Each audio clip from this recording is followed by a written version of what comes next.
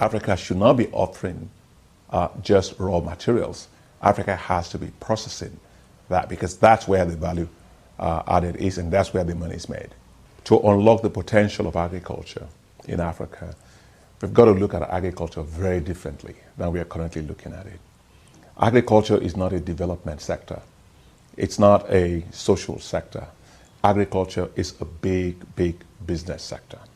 And we've got to make sure that we change our lenses to look at agriculture as a business all across Africa.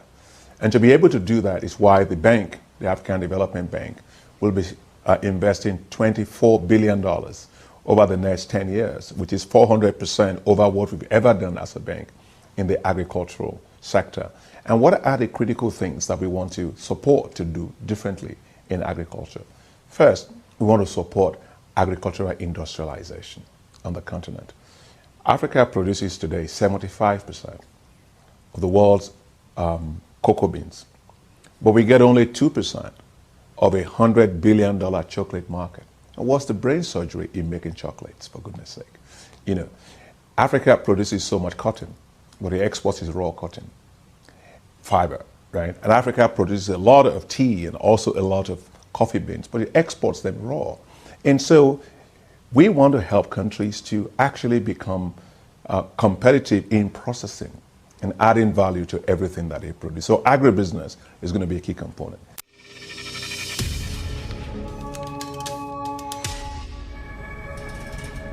L'agriculture africaine a été trop longtemps négligée.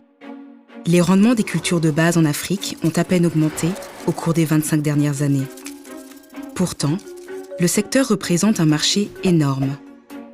Le marché de l'agriculture et de l'agroalimentaire en Afrique, qui s'élevait à 310 milliards de dollars en 2014, devrait atteindre 1000 milliards de dollars d'ici 2030.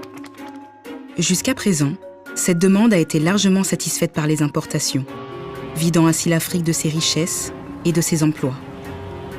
Si rien ne change, les importations africaines d'aliments pourraient passer de 35 milliards de dollars en 2014 à 110 milliards de dollars en 2025. Il est grand temps de transformer l'agriculture africaine en un secteur globalement compétitif, inclusif et axé sur le commerce.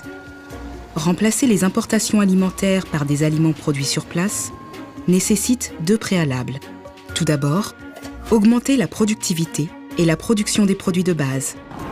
L'Afrique devra produire 174 millions de tonnes supplémentaires de produits alimentaires si elle veut parvenir à l'autosuffisance alimentaire d'ici 2025.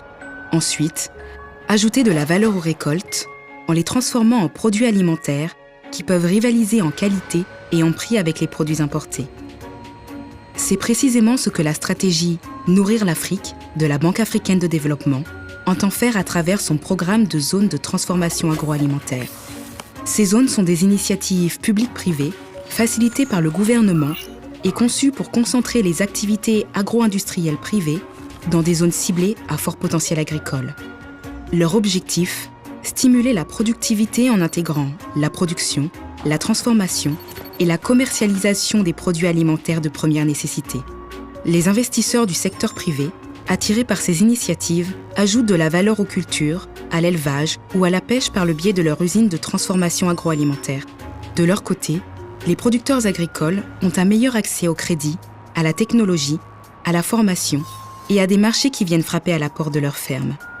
C'est une stratégie vertueuse pour remplacer efficacement les importations alimentaires tout en générant des infrastructures, de la richesse, de l'emploi et en améliorant la qualité de vie dans le milieu rural africain. Le moment est venu de libérer l'énorme potentiel agricole de l'Afrique.